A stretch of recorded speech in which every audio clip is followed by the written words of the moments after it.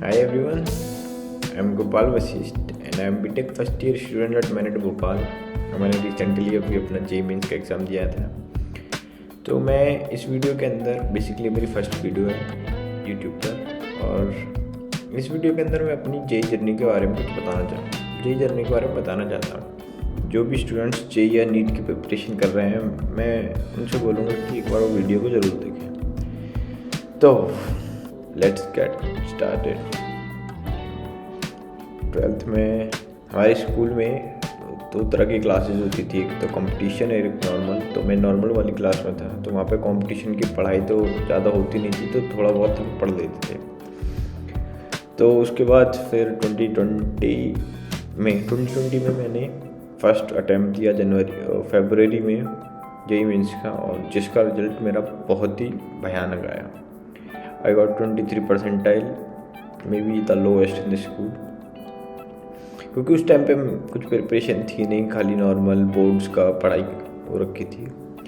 उसके बाद लॉकडाउन हुआ। लॉकडाउन के बाद हमने लॉकडाउन में पढ़ाई करी थी थोड़ी बहुत। तो उसके बाद आई गॉट 84 परसेंटाइल इन 2020।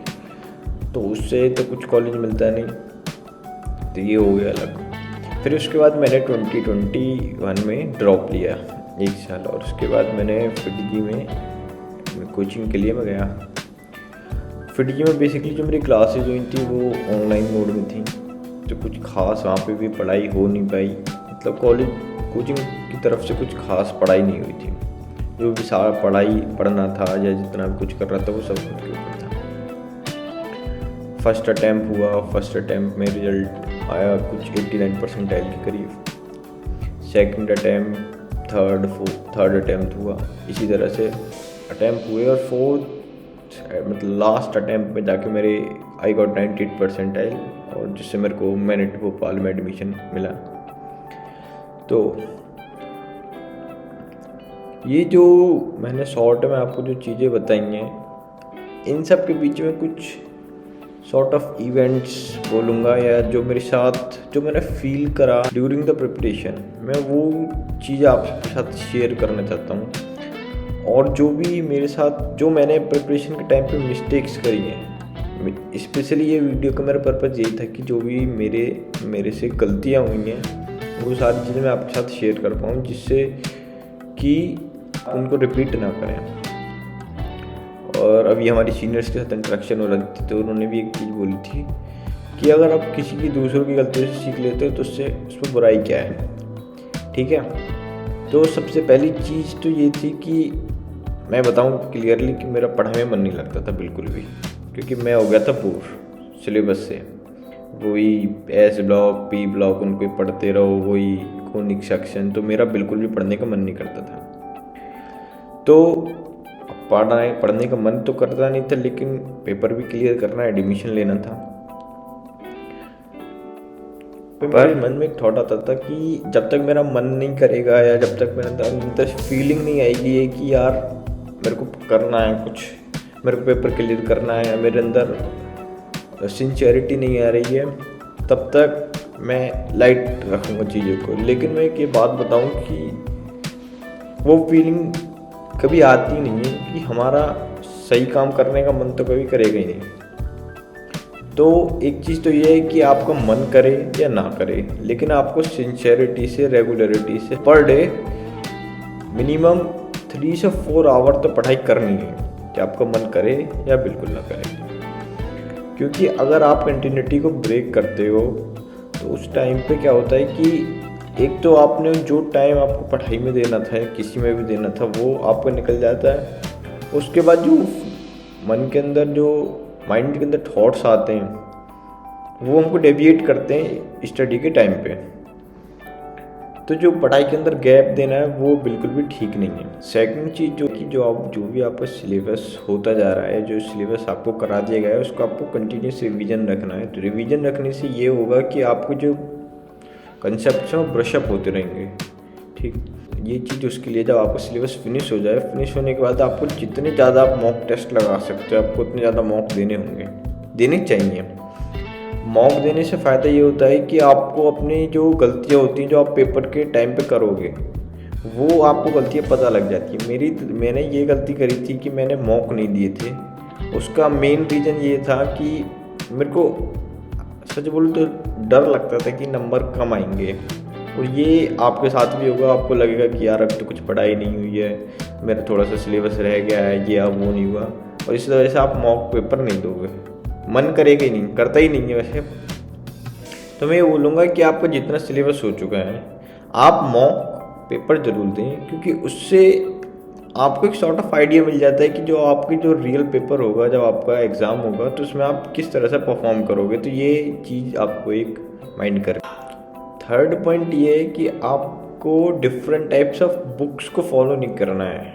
मतलब जो आपने फर्स्ट टाइम एक बुक जो चूज़ कर ली, उसी को थ्रू आउट अपने प्रिपरेशन के टाइम पे उसी को फॉलो करना है। ये नहीं कि मतलब स्टार्टिंग में कोई बुक कर रहे हैं, लास्ट में आके कोई बुक कर रहे हैं, तो उससे सॉर्ट ऑफ कन्फ्यूजन हो जाता है। तो उस कन्फ्यूजन को हटाने के लिए उसमें पढ़ने से अच्छा ही यही है कि आप कोई एक बुक उठाएं, उसको शुरू से फॉलो करें, और उसके सारे जितने भी क्वेश्चन हैं, थ्योरी है, वो सारी चीज़ें रिवाइज करें। और ये चीज़ स्पेशली तब के लिए जब हमारे पेपर आने वाले होते हैं, तो हमको ये लगता है कि हम नई बुक ट्राई कर लें या इसमें से क्वेश्चन कुछ कर लें तो इससे वो हो जाएगा। ऐसा कुछ नहीं होता। मैं अगर सच बताऊं तो मैंने सिर्फ प्रीवियस ईयर क्वेश्चन करे थे और उससे ज़्यादा कुछ नहीं। और एक सॉर्ट ऑफ थिंग कि आपको ये रखनी है कि आपको अपना सेल्फ कॉन्फिडेंस लूज़ नहीं करना है। मैं बता रहा हूँ आपको कि जब मैं प्रिपरेशन कर रहा था, वो ही था कि एक सॉर्ट ऑफ माइंड के अंदर थॉट रहता था कि यार मैंने पढ़ाई नहीं करी, या मैंने अपना इतना टाइम इस चीज़ के अंदर वेस्ट कर दिया। तो मेरे को इस चीज़ को लेकर हमेशा सेल्फ डाउट रहता था कि मैं यार कर पाऊँगा या नहीं कर पाऊँगा। तो ये चीज़ मैंने फील करी है कि जिस प्रोसेस के अंदर आप हो, जिस जर्नी के अंदर हो, आपको उसको बिलीव करना होगा। तो आपको इस चीज़ पे फोकस करना है कि वो आपको वो थॉट्स ज़रूर आएंगे जिस टाइम में आपने पढ़ाई नहीं करी होगी या जो आपने वेस्ट कर दिया। पढ़ते टाइम वो थॉट्स आपके दिमाग में ज़रूर आएंगे। तो उस टाइम में अपने आप को मोटिवेट करना है, अपने आप को समझाना है कि जो टाइम निकल गया वो तो गया, लेकिन जो टाइम है उस टाइम में हमको पढ़ाई पे फोकस करना है। और जब हम पेपर देते हैं या मॉक भी देते हैं, तो उस टाइम पे हम सिर्फ उस चीज़ पे फोकस करना जिस टाइम में हमने पढ़ाई करी है। बाकी सॉर्ट ऑफ जितनी भी नेगेटिविटी है उससे हमको दूर रहना है बिल्कुल भी। ऐसा ही हो सकता है कि इस साल भी आपके बाद कोविड का कुछ ऐसे ही चल रहा है, हो सकता है आपके साथ भी ऐसा हो। इस टाइम पे आपको एक चीज़ का ध्यान रखना है कि आपके अगर एक एग्ज़ाम में मार्क्स कम आ रहे हैं या आपके मॉक टेस्ट में मार्क्स कम आ रहे हैं, तो उसको आपको दिल पे नहीं लगाना है, क्योंकि अभी आपको और आगे भी एग्ज़ाम देने होंगे। तो आपका फोकस, प्राइमरी फोकस यही होना चाहिए कि उस पेपर के थ्रू, उस पेपर के दौरान आपके साथ जो भी मिस्टेक्स हुई हैं आप उनको करेक्ट करें। और एक सबसे इम्पोर्टेंट चीज़ जो मैं बताना चाहता हूँ वो ये है कि हमको अपने प्राइमरी फोकस को नहीं भूलना चाहिए।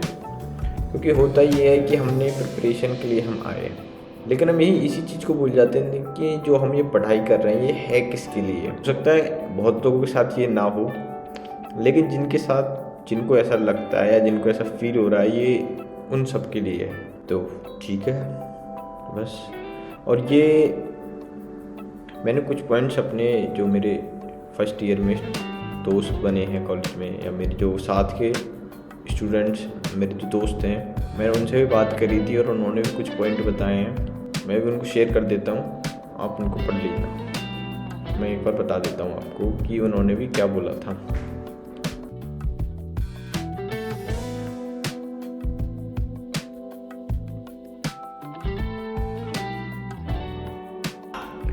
देखो भाई, ये मेरी फर्स्ट वीडियो थी तो थोड़ा बहुत मैं नर्वस भी हूँ। मेरे को भी इतनी आदत भी नहीं कैमरा के आगे बोलने की। तो जो भी मैं समझाना चाहता हूँ होपफुली वो आपको समझ में आ गया होगा।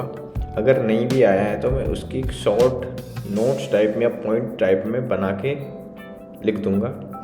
ये कोई एडवाइस नहीं है कि आपको करना ही है, बस मैं अपना एक एक्सपीरियंस शेयर कर रहा हूँ कि जो चीज़ मैंने फील करी है, जो गलतियाँ मुझसे हुई हैं, वो मैं बता सकूं, जिससे आने वाले एस्पिरेंट्स हैं वो इन चीज़ों को ना करें।